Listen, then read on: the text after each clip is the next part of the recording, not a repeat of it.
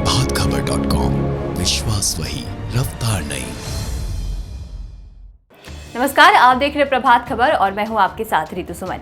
आज प्रत्येक देशवासी से एक और समर्थन मांग रहा हूं। ये है जनता कर्फ्यू, यानी जनता के लिए जनता द्वारा खुद पर लगाया गया कर्फ्यू। जब एक आवाज पर 22 मार्च 2020 को ठहर गया था देश, बिना कहे खुद को घरों में कैद किया था हमने। पीएम मोदी की इस अपील से हर तरफ सन्नाटा फैला था। सोसाइटी से लेकर दफ्तर तक कोई आहट नहीं, सभी अपने घरों में बंद थे, क्योंकि चीन से आए कोरोना नामक वायरस की तबाही को रोकने के लिए ना कोई वैक्सीन थी, ना कोई दवा। जरिया बस एक था, लॉकडाउन। आज इस जनता कर्फ्यू के 1 साल हो चुके हैं। साल 2020 न केवल देश बल्कि पूरे विश्व के लिए तबाही का समय रहा।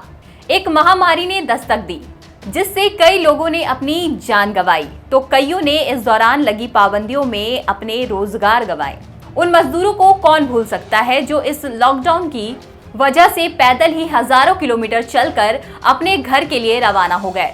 लॉकडाउन से कितना फायदा हुआ, कितना नुकसान, इसकी चर्चा कभी और। लेकिन इतना तो तय है कि इस महामारी के दौरान लगी पाबंदियों ने न केवल भारत बल्कि पूरे विश्व की जीडीपी को कई गुना नुकसान पहुंचाया है। कई लोग बेरोजगार हुए तो महंगाई की मार भी झेलनी पड़ी। हर कोई इस स्थिति से बाहर निकलना चाहता है, लेकिन बड़ी लापरवाही ने एक बार फिर डरा दिया है। देश लॉक से अनलॉक हो चुका है, लेकिन कोरोना का भय अब भी वहीं का वहीं है।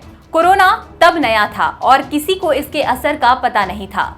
विश्व भर में संक्रमितों की मौतों से हर कोई डरा हुआ था।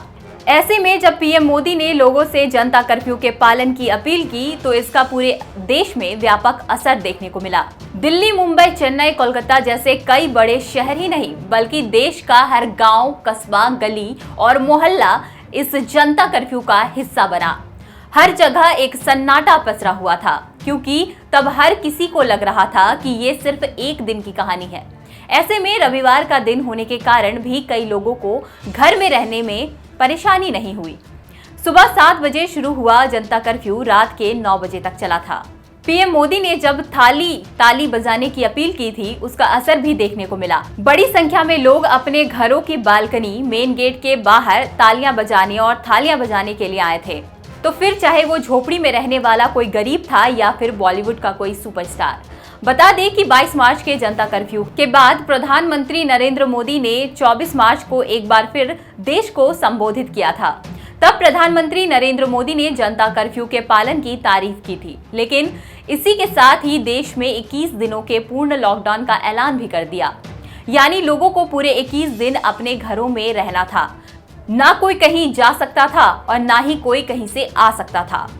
सब कुछ बंद, यानी पूरा देश बंद। हालांकि अब देश इस महामारी से काफी हद तक उबर चुका है, लेकिन बड़े राज्यों में कोरोना के मामले बढ़ने से चिंता भी बढ़ी है।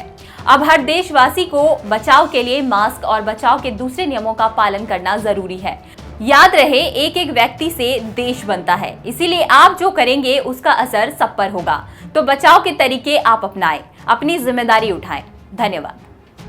प्रभातखबर.com, विश्वास वही, रफ्तार नहीं।